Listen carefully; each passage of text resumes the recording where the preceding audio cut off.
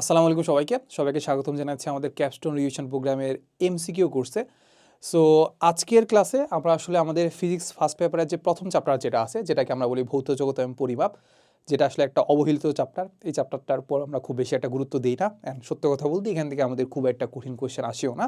So এই চ্যাপ্টারটার বিগত বছরে বা বোর্ডে আসলে যে ধরনের এমসিকিউ আসছে ওইগুলাকে আমরা টাইপ ওয়াইজ ভাগ করছি, প্লাস হচ্ছে যেগুলো কাইন্ড অফ হচ্ছে সম্ভাব্য, মানে এই এমসিগুলা থেকেই তোমার বারবার আসবে, ওই এমসিগুলাকে আমরা আসলে নিয়ে আসছি আর এগুলোকে আমরা সমাধান করার চেষ্টা করবো, ঠিক আছে? সো আমি যেটা চেষ্টা করবো যে আমি যে কোনো একটা এমসিকিউ যখন ধরবো, এইটা রিলেটেড যে আসলে আমাদের থিওরি আছে ওইটাকেও তোমাকে একটু ভালো করে জানাই দাও, যাতে করে তুমি যদি থিওরি যদি জেনে থাকো তাহলে তো এটা কাইন্ড অফ একটা তোমাকে একটা রিক্যাপ করা হয়ে গেল, কিংবা বলা যায় যে এটা কাইন্ড অফ একটা রিভিশনের মতো কাজ করবে। প্লাস তুমি যদি এই থিওরিটা যদি নাই জানো, তাও যাতে তুমি এমসিকিউটা আমার সাথে সলভ করতে পারো, এটা আমি চেষ্টা করবো, ঠিক আছে? সো সাথে থাকবে আমি মাহবুব রহমান জিপ্রান, বর্তমানে পড়াশোনা করছি বাংলাদেশ প্রকৌশল বিশ্ববিদ্যালয় বুয়েটে। সো চলো আমরা ক্লাসটা শুরু করে দিই। দেখো, প্রথমে আমরা যেটা দেখবো সেটা হচ্ছে আমাদের ভৌত জগতের প্রকৃতি। সো আমি যেটা ফার্স্টেই বললাম যে এই চ্যাপ্টারটাতে আসলে মানে খুব বেশি যে আসলে মানে কঠিন করার সম্ভাবনা আছে এমন না, এখান থেকে বেশিরভাগ জিনিসই আমাদের থিওরিটিক্যাল। আর লাস্টের দিকে দেখবো যে আমাদের ব্যবহারিক কিছু জিনিসপাতি আছে, যেমন হচ্ছে আমাদের স্ফেরোমিটার আছে, স্ক্রু গাজ আছে, কিংবা যে আমাদের হচ্ছে যে স্লাইড ক্যালিপার্স আছে, ওই ধরনের কিছু ম্যাথ কিন্তু চলে আসে। তো চলো, সো প্রথমে আমাদের ভৌত জগতের প্রকৃতি যেটা আছে ওইটাতে আমাদের মিলি থিওরিটিক্যাল জিনিসপাতি আছে। সো থিওরিটিক্যালের মাঝখানে আমাদের প্রথমে যে ব্যাপারটা আছে সেটা হচ্ছে আমাদের এক আলোকবর্ষ আসলে হলো কোনটা, এক আলোকবর্ষ কত কিলোমিটার সেটা আমাদেরকে বলে দিছে। সো আশা করি তোমরা জানো যে এক আলোকবর্ষ বলতে আসলে কি বোঝায়। এখন আলোকবর্ষ নামটা দেখে বা ওয়ার্ডটা দেখে আমরা যেটা মনে করি যে এই আলোকবর্ষ মানে মনে হয় সময়, জানো আলটিমেটলি বর্ষ মানে কি বছর বোঝায়। সো আলোকবর্ষ মানে বোঝায় হয়তো বা যে বছর বা কিছু একটা কোনো একটা সময় বোঝায়। বাট আলটিমেটলি আমরা জানি, যারা পড়ে আসছি তারা আমরা জানি যে আলোকবর্ষ বলতে বোঝায় আলো এক বছরের যে দূরত্ব অতিক্রম করে, ঠিক আছে?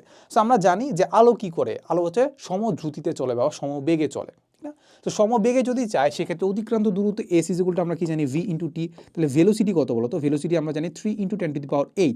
টাইমটা কত? এই টাইমটা আমাদেরকে মানে মোটামুটি বলে দিচ্ছে, সেটা হচ্ছে আমাদের আলোকবর্ষ। আলোকবর্ষ যখনই বলবে তখনই আমরা বুঝবো যে এক বছরে আলো কত দূরত্ব অতিক্রম করে। তাহলে আমাদের টি কি বলো তো? টি হচ্ছে এক বছর। আর আমরা কিসে কনভার্ট করবো? সেকেন্ডে কনভার্ট করে ফেলবো, কারণ এটা তো মিটার পার সেকেন্ডে আছে। তাহলে আমরা যদি 365 দিনকে আমরা যদি কিসে প্রকাশ করবো? ঘন্টায় প্রকাশ করতে চাই, মানে এক বছরকে আমরা যদি প্রকাশ করি তাহলে 365 দিন হচ্ছে। তাহলে একদিনে কয় ঘন্টা? 24 ঘন্টা। 24 ঘন্টায় কত মিনিট? 60 দিয়ে গুণ করে দিলাম। এরপরে 1 মিনিটে কত সেকেন্ড? 60 সেকেন্ড। তাহলে আমরা আলটিমেটলি আমাদের এই পার্টটুকু হয়ে গেছে কি বলতো? এই পার্টটুকু হয়ে গেছে আমাদের সেকেন্ডে, আর এই পার্টটুকু হয়ে গেছে কত? মিটার পার সেকেন্ডে। তাহলে মিটার পার সেকেন্ড আর সেকেন্ড কাটাকাটি করলে কী পাচ্ছি? মিটার পাচ্ছি। তাহলে এই পার্টটুকু আমরা একটু ক্যালকুলেশন করি, আমাদের কাছে তো ক্যালকুলেটর ইউজ করতে পারি, মানে বোর্ডে তো আলটিমেটলি আমাদের ক্যালকুলেটর ইউজ করতে পারি। তাহলে আমাদের 3 × 10⁸ ইন্টু হচ্ছে আমাদের 365 প্লাস হচ্ছে 24 প্লাস 60 প্লাস 60, তাহলে আনসার পাচ্ছি হচ্ছে 9.461 ইন্টু 10⁻15 মিটার। বাট আমাদের এখানে সবগুলো ডাটা কিসে দেওয়া আছে বা অপশন কোথায় দেওয়া আছে সেটা হচ্ছে কিলোমিটারে। তাহলে আমরা কি করবো? 1000 দিয়ে ভাগ দিয়ে দিব বা 10⁻³ দ্বারা ভাগ দিয়ে দিব। তাহলে আলটিমেটলি আমরা যদি 1000 দ্বারা ভাগ দিয়ে দিই তাহলে আমরা যেটা পাচ্ছি সেটা হচ্ছে আমাদের এইরকম কিছু একটা 9.46। এখানে 46 আছে কি, তোরা সাপোজ হচ্ছে 4ই নিলাম, 46 ইন্টু 10⁻12 কিলোমিটার। তাহলে আমাদের কোনটা মিলতেছে বলো তো? আমাদের যেটা মিলতেছে একদম হুবহু 9.4 × 10⁻12। তাহলে আমাদের মেইন প্রবলেম হচ্ছে আমাদের এই জায়গাটাতে, ঠিক না? এই জায়গাটাতে আমাদের ডিফারেন্স হচ্ছে। সো আমাদের কোনটা কিলোমিটারে সেটা হচ্ছে আমাদের 1 নাম্বারটা, ঠিক আছে? সো এখন ব্যাপারটা হচ্ছে এটা যে এই কোয়েশ্চেনটা কিন্তু বারবার আসে, কুমিল্লা বোর্ডে 15 সালে আসছে, এবছরও আসতে পারে বা পরের বছরও আসতে পারে। সো এই জন্য আমরা যেটা করবো সেটা হচ্ছে আমাদের এই জিনিসটাকে একটু কাইন্ডলি একটু মুখস্থ করে নিব যে এক আলোকবর্ষ মানে হচ্ছে 9.4 × 10⁻12 কিলোমিটার, আর যদি মিটারে কনভার্ট করি এটা 12 হবে না, এটা হচ্ছে 15, ঠিক আছে? এক্স্যাক্টলি আমাদের এই জিনিসটা একটু মুখস্থ করে নেব, ঠিক আছে? সো যখন মুখস্থ করে নিছি তাহলে তো ব্যাপারটা হয়ে যাচ্ছে, সেটা হচ্ছে আমাদের 1 নাম্বারটা হচ্ছে। তাহলে এই যে 1 নাম্বারটা আনসার আমাদের মিলে গেছে। এরপরে আমরা যাই, এরপরে দেখো আমাদেরকে সেম টাইপের একটা কোশ্চেন বলে দেওয়া আছে যে আলোকবর্ষ কিসের একক। আমরা কিন্তু বুঝে ফেলছি যে আলোকবর্ষ কিসের একক, কিসের একক? দূরত্বের একক বা স্মরণের একক, ঠিক না? তাহলে আমাদের এখান থেকে আমরা খুব ইজিলি বলতে পারবো এটা সময় না, অবশ্যই সময় না, এটা আমাদের কি বলতো? দূরত্বের একক, দূরত্বের একক, ঠিক আছে? এবার আমাদেরকে যেটা বলে দিয়েছে সেটা হচ্ছে আমাদেরকে বলছে যে কোনো কিছু ব্যাখ্যা করার জন্য যে আনুষ্ঠানিক যে চিন্তাধারা তাকে আমরা কি বলি। সো সিম্পলি আমরা চিন্তা করব যে আমাদেরকে যখন রিসার্চ করতে হয় বা কোনো একটা বৈজ্ঞানিক ধারণা বা কিছু একটা আবিষ্কার করতে হয়, তখন আমরা সিম্পলি কী করি জানো? আমরা ধরে নিই যে এই এক্সপেরিমেন্টের রেজাল্ট এমন হইতে পারে। সাপোজ আমরা চিন্তা করলাম যে F = ma। সো আমি আগে থেকেই ধরে নিব যে এরকম কিছু একটা রেজাল্ট হইতে পারে, এইবার ওইটা ধরে আগাবো। পরে দেখবো যে এক্সপেরিমেন্ট করে দেখবো যে ওটা মিলে কিনা, যদি মিলে তাহলে তো ভালো, তাহলে ওই সূত্রটাই থাকলো, যদি না মিলে তাহলে অন্য কিছু একটা আবিষ্কার হবে বা অন্য আরেকটা জিনিস চিন্তা করবো। সো অবশ্যই কোনো কিছু ব্যাখ্যা করার জন্য আমরা আনুষ্ঠানিক যে চিন্তাধারা, যেটা আসলে আমরা ধরে নিব, যেটা অনুমান করে রাখবো বা অনুমিত যে রেজাল্টটা, সেটাকে আমরা বলবো কি অনুকল্প, সেটাকে আমরা কি বলবো অনুকল্প। ঠিক আছে, সেটা আমরা একটু মুখস্থ করে নিব, এগুলো আসলে থিওরিটিক্যাল পার্ট, একটু মুখস্থ তো করতেই হবে। সো দেখো বলে দেওয়া আছে যে একটি আদর্শ বা যুক্তিপূর্ণ আচরণের ভিত্তি যার সাপেক্ষে অন্য বিষয় তুলনা, বিচার বিশ্লেষণ বা পরিমাপ করা যায়, তাকে আমরা কি বলি, তাকে আমরা বলি নীতি। সো আমাদের ফিজিক্সে আমাদের কিছু নীতি আছে যেগুলোর উপর ভিত্তি করে আলটিমেটলি আমাদের ফিজিক্সটা দাঁড়ায় আছে, অ্যান্ড ওইটা রিলেটেড জিনিসপাতিগুলো আমরা কি করি, অন্য জিনিসে আমরা কাজে লাগাই। সেই জন্য একটু মাথায় রাখবে যে এটাকে আমরা কি বলি, এটাকে আমরা বলি নীতি, এটাকে আমরা কি বলি নীতি। এরপরে আগাই, এরপরে হচ্ছে আমাদের বলা আছে পরীক্ষা দ্বারা প্রমাণিত অনুকল্প। সাপোজ আমি কোনো একটা জিনিসকে অনুমান করছি, অনুমান করার পরে আমি দেখলাম যে না, সেটা আসলে পরীক্ষা নিরীক্ষা বা হচ্ছে আমাদের পর্যবেক্ষণ দ্বারা কিংবা হচ্ছে বৈজ্ঞানিক এক্সপেরিমেন্ট দ্বারা আমরা প্রমাণ করে দেখছি যে না, সেটা আমাদের মিলে গেছে, বা যেটা অনুমান করছিলাম সেটা মিলে গেছে। সো এটাই হচ্ছে কথা, যে পরীক্ষা দ্বারা প্রমাণিত অনুকল্প যেটা আছে ওইটাকে আমরা বলি তত্ত্ব, ওইটা কি আমরা কি বলি তত্ত্ব। এরকম তত্ত্ব আমরা দেখছি না, যেমন আপেক্ষিকতার তত্ত্ব, তারপর আমরা দেখছিলাম যে কোয়ান্টাম তত্ত্ব। সো এটা আসলে আমাদের পরীক্ষা হয়ে গেছে, বা যেটা চিন্তা করছিল ওটা এক্সপেরিমেন্ট করে আমরা বের করে ফেলছি, এই জন্য এটাকে আমরা তত্ত্ব বলি। ঠিক আছে, আগাই দেখো, এরপরে আমাদের চলে গেছে যে পদার্থবিজ্ঞানের স্থান, সময় এবং ভর। সো আমাদেরকে প্রথম যে এটা বলে দেওয়া আছে যে কোনটি ভৌত জগতের উপাদান, কোনটি কি ভৌত জগৎ, যেটা কাল্টিভেটারে আমরা দেখতে পাই, যেটাকে আমরা স্পর্শ করতে পারি। সো ওইটার মধ্যে আসলে সময় আর ত্বরণ যেটা আছে ওইটাকে আমরা স্পর্শ করতে পারি না বা নর্মালি দেখতে পাই না, সো এটা হবে না। সো আমাদের ভর আর স্থান যেটা আছে, আমরা ভরটাকে তো কী করতে পারি, দেখতে পাই, স্থানটাকেও আমরা দেখতে পাই, তাহলে এইটা আমাদের ভৌত জগতের অন্তর্ভুক্ত। আর এখানে আছে আমাদের স্থান আর বেগ, বেগকে কি আমরা দেখতে পাই, মানে বেগকে আমরা পরিমাপ করতে পাই, এটাকে কোনো ধরনের আসলে একদম রিয়েল ওয়ার্ল্ডের কিছু না, তো এটা জাস্ট আমরা পরিমাপ করতে পারি, ক্যালকুলেশন করতে পারি, সো এটাও হবে না। এখানে আছে ভর আর যে তাপমাত্রা, ভরটা যদি আমরা দেখতে পাই, বাট তাপমাত্রাটা কি আমরা দেখতে পাই, আমরা কি বলতে পারি যে না ওর টেম্পারেচার হচ্ছে 27°C, ওর হচ্ছে 10°C, বলতে পারি কি, বলতে পারি না। তো সো এটাও আমাদের কি ভৌত জগতে অন্তর্ভুক্ত না, ভৌত জগতে অন্তর্ভুক্ত হচ্ছে আমাদের ভর আর স্থান। ঠিক আছে, ওকে। এই তো দেখি, এরপরে বলে দেওয়া আছে যে কোনটি লব্ধ রাশি। লব্ধ রাশি বুঝি, আমাদের এসআই এককে আমাদেরকে কিছু পরিমাণ আমাদেরকে মৌলিক রাশি দেওয়া আছে, যেগুলোকে ভিত্তি করে আমরা পরবর্তীতে বিভিন্ন ধরনের রাশি আবিষ্কার করি কিংবা বিভিন্ন ধরনের রাশি প্রকাশ করি। সো নর্মালি বলা যায় যে আমাদেরকে রাশিগুলোকে আমরা দুইটাকে ভাগ করে থাকি, একটা হচ্ছে আমাদের মৌলিক রাশি, একটা হচ্ছে আমাদের যৌগিক বা লব্ধ রাশি। সো যৌগিক বা লব্ধ রাশি কোনটা, যৌগিক বা লব্ধ রাশি ওরাই যেটা আসলে বিভিন্ন ধরনের মৌলিক রাশি, দুই বা ততোধিক মৌলিক রাশি সমন্বয়ে গঠিত। ঠিক আছে, সো আমরা যদি চিন্তা করি যে আমাদের ঘনত্ব যেটা আছে, এক নম্বরে যেটা আসছে ঘনত্ব মানে কি বলতো, ঘনত্ব মানে ছিল আমাদের m/v। ঘনত্ব মানে কি ছিল, m/v। এম কি ছিল বলতো, এম ছিল আমাদের ভরটা, এম ছিল কি আমাদের ভর। আর ভিটার মধ্যে কি আছে বলতো, ভিটাকে আমরা চিন্তা করতে পারি সাপোজ আলটিমেটলি আমাদের মানে এটা তো আয়তন, তো আমাদের বিভিন্ন জিনিসের আয়তন হইতে পারে।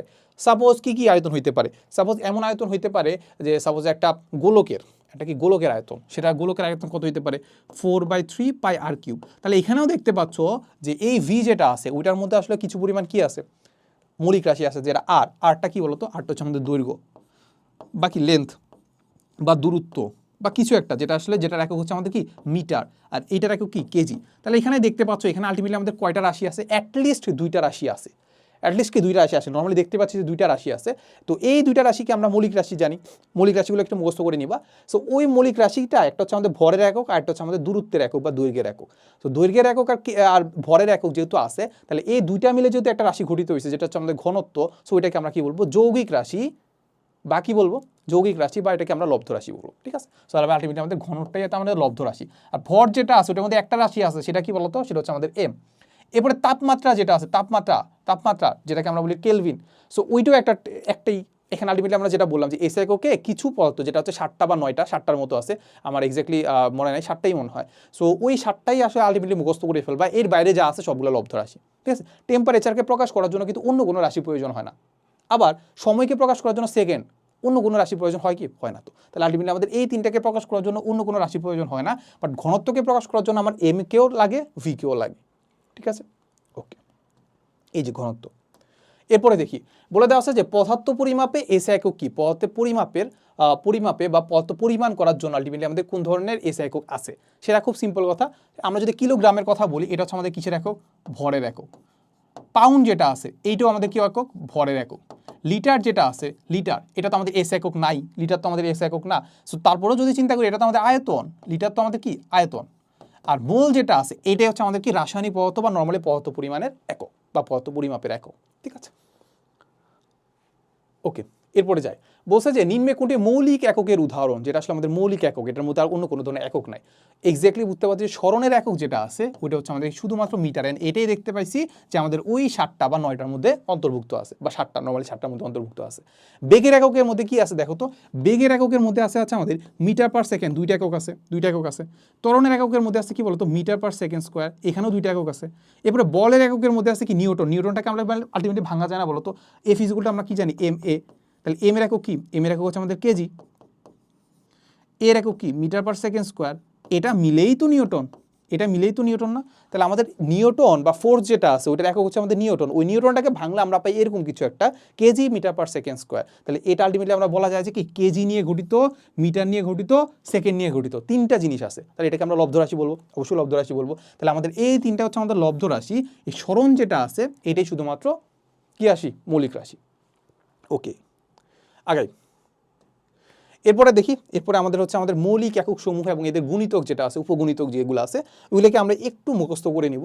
মুখস্থ করার স্বার্থে আলটিমেটলি আমাদের ঢাকা বোর্ড 2025 সালে আসা একটা কোশ্চেন আমরা দেখি। ঢাকা বোর্ড 2025 সালে আসা কোশ্চেন, আর খুবই ইম্পর্টেন্ট একটা কোশ্চেন। আমার কাছে পার্সোনালি মনে হয়েছে যে এরকম কোশ্চেন যদি কঠিন করে তাহলে এরকম কোশ্চেনই করবে। তো দেখো আমাদের কি বলে দেওয়া আছে, বলে দেওয়া আছে যে সিজিএস একক। সিজিএস একক মানে বুঝছো, সিজিএস একক মানে হচ্ছে সি দিয়ে বোঝা হচ্ছে তোমার হচ্ছে, সি দিয়ে বোঝা হচ্ছে সেন্টিমিটার, সি দিয়ে বোঝা হচ্ছে কি সেন্টিমিটার, বাংলায় লিখি। জি দিয়ে বোঝা হচ্ছে গ্রাম, জি দিয়ে বোঝায় কি গ্রাম, এস দিয়ে বোঝায় সেকেন্ড। তাহলে আলটিমেটলি এসআই এককে যেটাকে আমরা মিটার লিখতাম এখানে সেটা সেন্টিমিটার, আর এস এককে যেটাকে আমরা কেজিতে কনভার্ট করতাম বা কেজি লিখতাম এখানে সেটা হচ্ছে গ্রাম, আর এস এককে যেটা সেকেন্ড এটা ওইখানেও সেকেন্ড, ঠিক আছে, কোনো ডিফারেন্স নাই। সো আমাদেরকে যেটা বলছে যে বোল্টজম্যান একক যেটা আছে, বোল্টজম্যান একক, সো বোল্টজম্যান ধ্রুবক বা বোল্টজম্যান একক যেটা আছে ওইটার মান সিজিএস এককের যেটা এস এককের মান অপেক্ষা কত বেশি হবে, এস এককের মান অপেক্ষা কি কত বেশি হবে সেটা আমাদেরকে জানতে চাইছে। এখন সবার প্রথম যে কোশ্চেনটা হয়েছে যে বোল্টজম্যান ধ্রুবক কোনটা সেটা কি তুমি জানো, সেটা কি তুমি জানো? সো এইটা আসলে আমরা ফিজিক্স ফার্স্ট পার্ট একদম লাস্ট যে চ্যাপ্টারটা আছে আদর্শ গ্যাস ওইটাতে পড়বো, আবার কেমিস্ট্রিতেও আমরা পড়বো, ঠিক আছে। তাও জাস্ট আমি তোমাকে একটু বলে রাখি যে বোল্টজম্যান ধ্রুবকটা কি। সো নর্মালি দেখবা যে আদর্শ গ্যাসের ক্ষেত্রে একটা ধ্রুবক আছে, সেটা হচ্ছে আমাদের আর, যেটাকে আমরা কি বলি, যেটাকে আলটিমেটলি আমরা বলি হচ্ছে মোলার গ্যাস ধ্রুবক, মোলার গ্যাস ধ্রুবক, ঠিক আছে। এইটার এককটা একটু মুখস্থ করে নাও, এটা কি এককটা মুখস্থ করে নিবা, এটা আমাদের অনেক কাজে লাগবে পরবর্তীতে যখন পড়বা, এগুলো এমনি মুখস্থ হয়ে যাবে। সো আর এর এককটা হচ্ছে আমাদের এইরকম যে জুল পার কেলভিন পার মোল, বা জুল পার মোল পার কেলভিন, জুল পার মোল পার কেলভিন, ঠিক আছে। এটার এককটা হচ্ছে আমাদের এরকম জুল পার মোল পার কেলভিন, ঠিক আছে। আচ্ছা, মানে এস একক হচ্ছে জুল পার মোল পার কেলভিন। সো আর কে যেটা আছে বা বোল্টজম্যান যেটা আছে, বোল্টজম্যানটাকে আলটিমেটলি আমরা কি ধারা প্রকাশ করি জানো, কে ধারা প্রকাশ করি, ছোট হাতের কে ধারা। এই কে ইজ ইকুয়াল টু হচ্ছে আমাদের এই বড় হাতের আর ভাগ হচ্ছে আমাদের অ্যাভোগাড্রো সংখ্যা, ঠিক আছে।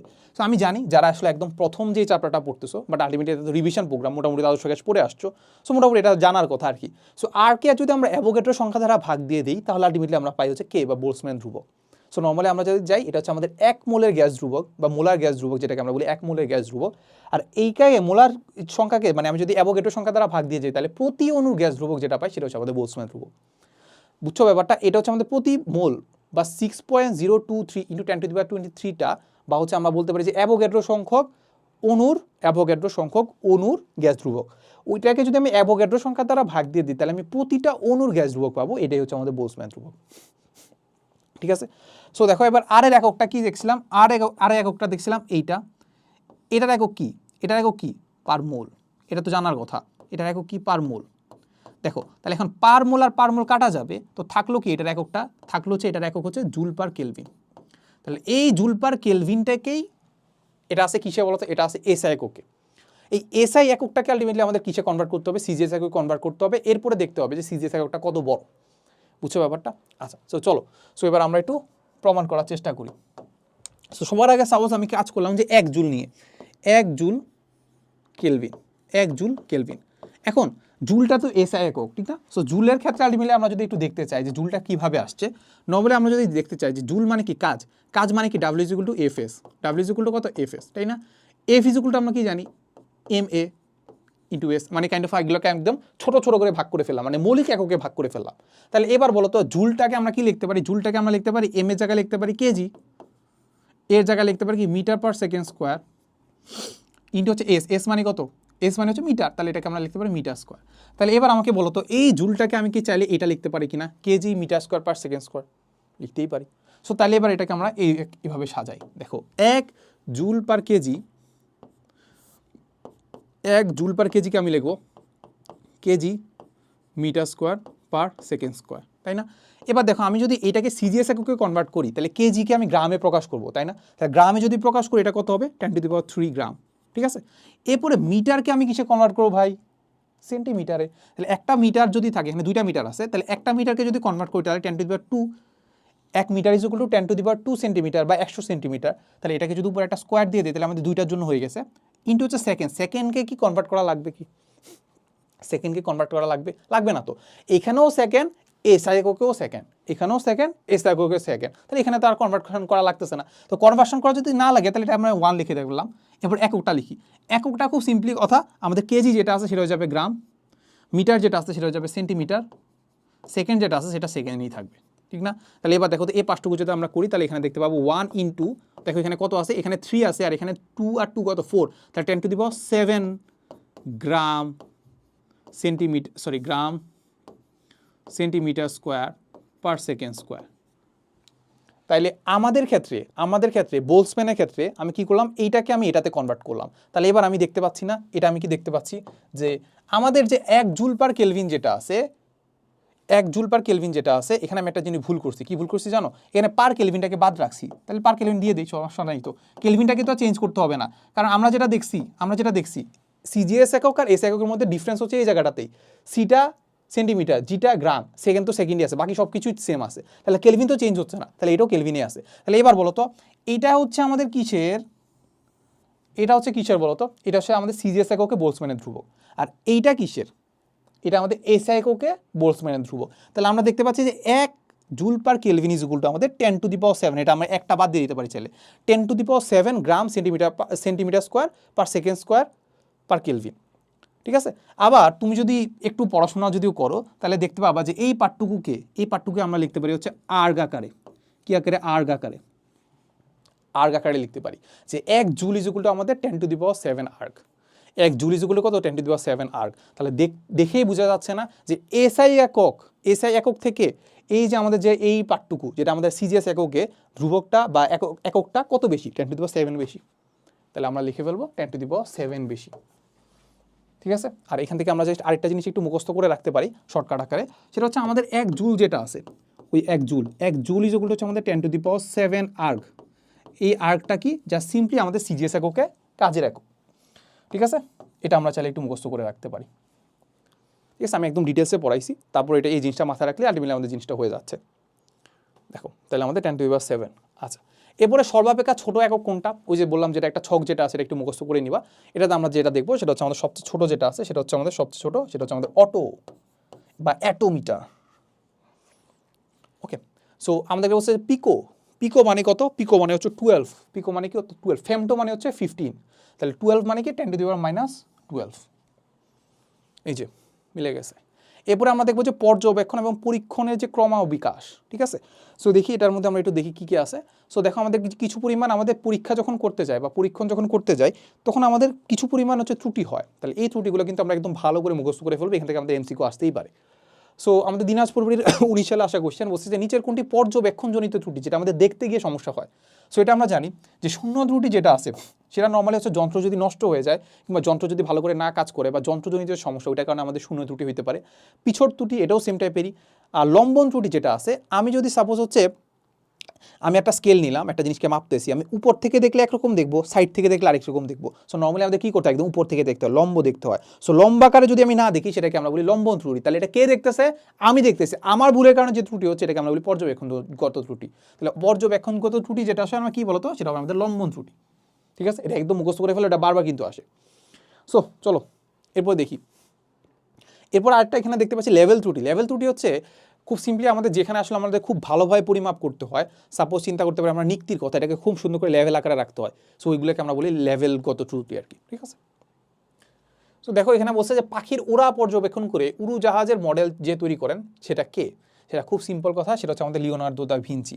সো আগে দেখা যেত যে বিজ্ঞানীরা একই বিজ্ঞানী ইঞ্জিনিয়ারও, আবার একই বিজ্ঞানী আসলে সে কার্টুনও আঁকতো, একই বিজ্ঞানী সে হচ্ছে ডাক্তারও আছে, একই বিজ্ঞানী সে আসলে বিভিন্ন ধরনের চিত্রকর্ম করতো, একই বিজ্ঞানী কার্টুনিস্টও আছে। মানে ওদের মধ্যে আসলে কাইন্ড অফ হচ্ছে মানে বিভিন্ন ধরনের মানে এটাকে কি বলে প্রতিভা থাকে, বিভিন্ন ধরনের ট্যালেন্ট থাকে। সো লিওনার্দো দা ভিঞ্চিও একরকম, উনি আসলে বিভিন্ন ধরনের ডিজাইন করছে। এই যে পাখির উড়া দেখে তিনি হচ্ছে উড়োজাহাজে মডেলই তৈরি করে ফেলছে। সো উনি কাইন্ড অফ একটা ইঞ্জিনিয়ারও বলা যায়, একটা আর্কিটেক্টও বলা যায়, তিনি একটা বলা যায় যে চিত্র কার্টুনিস্টও বলা যায়। সো এই হচ্ছে কথা। সো লিওনার্দো ভিঞ্চির ক্ষেত্রে এই জিনিসটা একটু মাথা রাখবে আর কি। আচ্ছা, এরপর দেখি বলে দেওয়া হচ্ছে যে কোয়ান্টাম তত্ত্বের ধারণা কোন বিজ্ঞানী সম্প্রসারিত করে। দেখি ভিডিওটা একটু পজ করে এটা একটু আনসার করার চেষ্টা করো, ভিডিওটা পজ করবে, এরপরে আনসার করার চেষ্টা করো। করছো? আচ্ছা, সবাই দেখা গেছো কি ম্যাক্স প্ল্যাঙ্ক, তাই তো?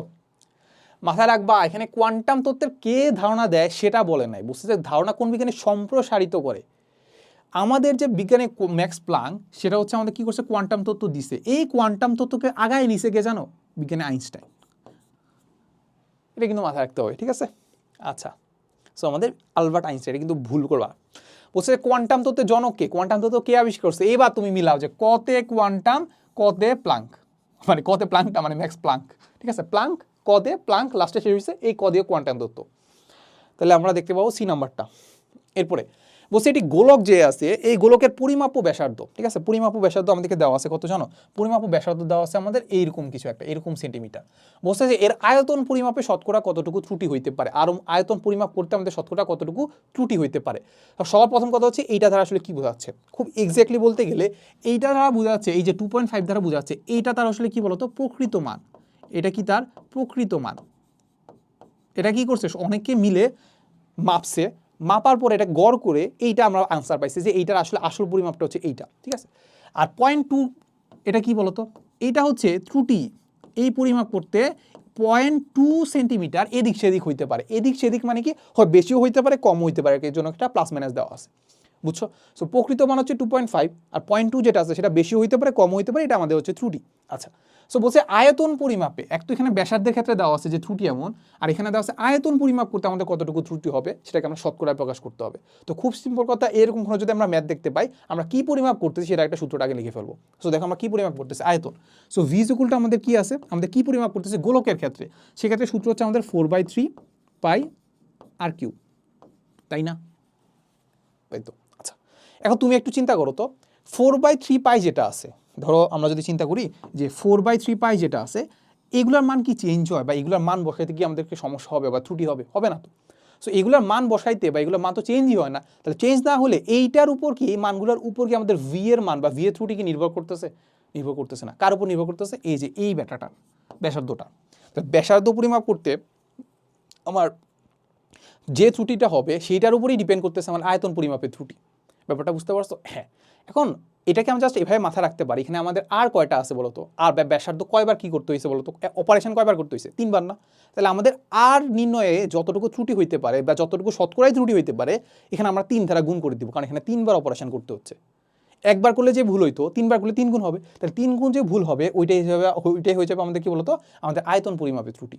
তা এত কিছু চিন্তা করবো না, আমি আর এর ক্ষেত্রে শতকরা ত্রুটি বের করব, পাওয়ার যেটা আছে সেটা সামনে চলে আসবে, পাওয়ার যদি নেগেটিভও থাকে সেটাও জাস্ট পজিটিভ আকারে সামনে চলে আসবে, ঠিক আছে ব্যাপারটা? ওকে। সো আমরা যদি চিন্তা করি যে আমাদের যদি ডেল ভি ভাগ হচ্ছে ভি, তাহলে আলটিমেটলি আমাদের কি হচ্ছে, উপরে হচ্ছে আমাদের আয়তন পরিমাপের ত্রুটি, পরম ত্রুটি যেটা, ভাগ দিব হচ্ছে নর্মালি যে আয়তন আছে ইন্টু 100%। এটা ইজুগুলো কত হবে জানো? এটা জাস্ট আমরা সিম্পলি আমাদের যে ব্যাসার্ধ নির্ণয় করতে যে ত্রুটি হইতে পারে সেটার মাধ্যমে জাস্ট প্রকাশ করব। তাহলে আমাদের প্রথমে আছে কি, পাওয়ার আছে কত 3, তাহলে 3কে আমরা সামনে নিয়ে আসলাম। এরপরে আমাদের ব্যাসার্ধ নির্ণয় ত্রুটি হইতে পারে ডেল আর, আর ব্যাসার্ধর যে পরিমাপটা সেটা হচ্ছে আমাদের আর ইন্টু কত করলাম 100 করলাম, তাহলে আলটিমেটলি আমরা আনসারটা পেয়ে যাবো, ঠিক আছে? ওকে, তাহলে দেখি 3 ইন্টু আমাদের পরিমাপে কতটুকু ত্রুটি হইতে পারে সেটা দেখতে পাচ্ছি 0.2, আর ব্যাসার্ধ কত সেটা হচ্ছে আমাদের 2.5 ইন্টু কত 100, তাহলে এখান থেকে আলটিমেটলি আমার আনসারটা পেয়ে যাবো। আলটিমেটলি কী করবো, আনসারটা পেয়ে যাবো। সো দেখি 3 ইন্টু কী গেলো, হ্যাঁ 3 ইন্টু উপরে হচ্ছে আমাদের 0.2, নিচে হচ্ছে আমাদের 2.5 ইন্টু হচ্ছে কত 100, তাহলে আনসার পাচ্ছি 24%। ঠিক আছে? ওকে, তো 24%, এই তো মানে আমরা নর্মালি যদি চিন্তা করি যে ব্যাসার্ধ নির্ণয় করতে আমাদের ত্রুটি হবে হচ্ছে 8%, আর যেহেতু ব্যাসার্ধ 3বার আছে তাহলে আমরা 3 দিয়ে গুণ করে দিব, তাহলে 3 আর 24% ভুল হইতে পারে। ঠিক আছে, আচ্ছা আগাই, এই যে 24%। ওকে, সো বলে দেওয়া আছে যে একটি রাশির প্রকৃত মান এবং পরিমাপ্য যে মানের পার্থক্যটা, মানে যেটা আসলে প্রকৃত মান, যেটা আসলে শুদ্ধ মান, আর আমি যেটা পরিমাপ করছি, এই দুটা যদি আমি পার্থক্য বের করি তাহলে আমি পেয়ে যাবো কতটুকু ত্রুটি করছি।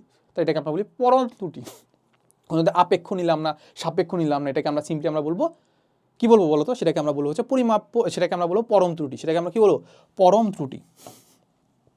এগুলো আসলে মেইনলি মুখস্থ জিনিসপাতি, সেই জন্য আমি একদম তাড়াহুড়ো করে চলে যাচ্ছি। তো দেখো বলে দেওয়া আছে আপেক্ষিক ত্রুটি যেটা আছে ওইটাকে যদি আমরা শতকরা ত্রুটির মধ্যে সম্পর্ক তৈরি করতে চাই, খুব ইজি বোঝা যায়।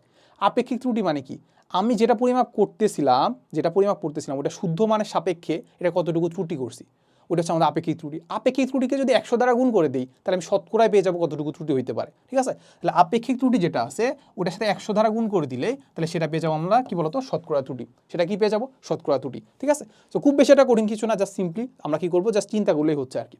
তো চলো আমরা আর কিছু জিনিস বাকি আছে, সো আগাই আমরা। সো বলে দেওয়া আছে যে নিক্তির সাহায্যে যদি ভর পরিমাপ করতে হয় তাহলে আমাদের কোন ত্রুটি পরিহার করা হয় আর কি। সো আমি আগেই বলছিলাম যে লেভেল করার ক্ষেত্রে আলটিমেটলি আমাদের যে কোনো জিনিস, সাপোজ হচ্ছে কোনো একটা জিনিসের কাটা আছে বা কাটা এরকম ধুলে, সো ওই ক্ষেত্রে আলটিমেটলি আমরা চিন্তা করবো এটাকে সুন্দর করে লেভেল যাতে করে রাখতে পারি। ঠিক আছে, সো নর্মালি একটু মুখস্থ করে নিবা, আমাদের যে লেভেল ত্রুটি আছে বা লেভেল যে করে রাখতে হয় সেক্ষেত্রে আলটিমেটলি আমাদের নিক্তিটা আসলে কাজে লাগে। নিক্তির ক্ষেত্রে আলটিমেটলি আমরা দেখতে পাই নিক্তি আসলে কি করে, দুইটা জিনিসের পরিমাপ করে, কারণ দাড়ি পাল্লার মতো কিছুটা, ঠিক না? সো এটাকে যদি আমি লেভেলে করে না রাখতে পারি, একই সমান বরাবর না রাখতে পারি, বা এই যে আমাদের যে সমান্তরাল, মানে এটাকে বলে ভূমি সমান্তরাল করে যা না রাখতে পারি, তাহলে কিন্তু আলটিমেটলি আমাদের সঠিক মান পাবো না। সো এই ক্ষেত্রে আমাদের মাথায় রাখবো যে নিক্তির ক্ষেত্রে আমাদের কি করতে হবে, লেভেল রাখতে হবে বা লেভেল ত্রুটি হইতে পারে আমাদের। ওকে, আগাই। বলে দেওয়া আছে যে লেভেল ত্রুটি কোন যন্ত্রের জন্য পরিহার করা প্রযোজ্য, খুব ইজিলি বুঝতে পারতো, সেটা হচ্ছে আমাদের নিক্তি। এরপরে নিচের কোনটি পর্যবেক্ষণজনিত ত্রুটি, সেম লম্বন ত্রুটি। দেখছো আমাদের এই জিনিসটা কিন্তু বারবার আসতেছে, এটাই কিন্তু চলে আসার সম্ভাবনা বেশি। এরপর আমার সবার লাস্টে কিছু 2টা বা 3টা স্লাইডই বাকি আছে, বা 2-3টা ম্যাথই আছে, এখান থেকে আর তেমন কঠিন কিছু আসে না। এখানে যেটা বলছে সেটা হচ্ছে আমাদের ব্যবহারিকের ক্ষেত্রে। ঠিক আছে, সো ব্যবহারিকের ক্ষেত্রে আমাদের কি আছে, যেমন আমাদেরকে বলতে পারে যে একটি স্ক্রু গজ যেটা আছে সেটা আমাদের লঘিষ্ঠ ধ্রুবক দেওয়া আছে। কি দেওয়া আছে, লঘিষ্ঠ ধ্রুবক, বা এটাকে আমরা বলি লঘিষ্ঠ গুণন। লঘিষ্ঠ ধ্রুবক বা কি লঘিষ্ঠ গুণন বলে দেওয়া আছে, এটা আমাদের 0.01 মিলিমিটার। তাহলে এটা ধরো ন্যূনতম কত বেদ মাপা যাবে বা কতটুকু দৈর্ঘ্য মাপা যাবে এটা আমাদেরকে বলে দিছে। ঠিক আছে, বা কতটুকু ব্যাসার্ধ ব্যাস মাপা যাবে। তো লঘিষ্ঠ গুণনের সঙ্গেই এটা যে যেটা মাপা যায়, যেটা একদম লিস্ট, যেটা একদম ন্যূনতম যেটা মাপা যায় সেটাকে আমরা বলি লঘিষ্ঠ ধ্রুবক, যেটাকে আমি কি বলি, লঘিষ্ঠ ধ্রুবক, লঘিষ্ঠ গুণন। সো আমাকে বলে দিছে 0.01 মিলিমিটার লঘিষ্ঠ গুণন, তাহলে সবচেয়ে কম মাপা যায় কোনটা, 0.01 মিলিমিটার। তাহলে 0.01 মিলিমিটার মাপা যায়, তাহলে 0.01 মিলিমিটার। তোমাকে জাস্ট কনফিউজ করতেছে আর কি, এটাকে আরো কি ক্যালকুলেশন করা যায় কিনা। সো আমাদের এটা হচ্ছে আনসার হবে কত, সি নাম্বার। আচ্ছা, সো এবার আমরা এই কোশ্চেনটা দেখি, আমাদেরকে কি বলে দেওয়া আছে। আমাদেরকে বলে দেওয়া আছে যে ব্যবহারিক ক্লাসে একজন ছাত্র অবতল তলের বক্রতা ব্যাসার্ধ, অবতল তল যেটা আছে মানে স্ফেরোমিটার দিয়ে যেটা মাপে আর কি, সো বক্রতার ব্যাসার্ধ নির্ণয়কালে স্ফেরোমিটারের সাহায্যে সমতল এবং অবতল তলের রৈখিক স্কেলের পার্ট, কি বলছে, রৈখিক স্কেল যেটা আছে ওই রৈখিক স্কেলের পার্ট পাইছে হচ্ছে, একটা হচ্ছে আমাদের সমতলের জন্য 9 মিলিমিটার, আর হচ্ছে বক্রতলের জন্য হচ্ছে 6 মিলিমিটার। কি পাইছে, রৈখিক স্কেলের পার্ট পাইছে। আচ্ছা, সো বৃত্তাকার স্কেলের পার্ট যেটা পাইছে, একটা পাইছে হচ্ছে 96 আর একটা পাইছে হচ্ছে 33। বুঝতে পারতেছো, প্রথমটা হচ্ছে সমতলের জন্য, পরটা হচ্ছে অবতলের জন্য। ঠিক আছে, সো বলছে যে বৃত্তাকার স্কেলের সংখ্যা যদি হয় 100, 3 পায়ের মধ্যবর্তী দূরত্ব যদি হয় হচ্ছে 40 মিলিমিটার, তাহলে বলছে যে অবতল তলের বক্রতার ব্যাসার্ধ নির্ণয় করো। আর একটা জিনিস বলে দেওয়া আছে যে স্ফেরোমিটারের যে পিচ যেটা আছে, পিচ হচ্ছে 1 মিলিমিটার। এটা সিলাট বোর্ড 23 সালে আসা কোশ্চেন। সো এর চেয়ে বেশি আসলে কঠিন কোশ্চেন করবে না, সত্য কথা। এটাই আসলে কাইন্ড অফ আমার কাছে পার্সোনালি মনে হয়েছে যে এই ম্যাথটা করলে স্ফেরোমিটার জিনিসপাতিগুলো বুঝে যাবা। সো স্ফেরোমিটারের সাহায্যে বক্রতার ব্যাসার্ধ আর কীভাবে বের করে, সেটা সূত্র হচ্ছে আমাদের সিম্পলি এরকম যে d² ভাগ হচ্ছে আমাদের 6h প্লাস h/2। এখন এইচটা কি, এইচটা সিম্পলি হচ্ছে আমাদের অবতল যে তল আছে আর আমাদের যে সমতল তল আছে ওই দুইটার মধ্যবর্তী ডিস্টেন্স।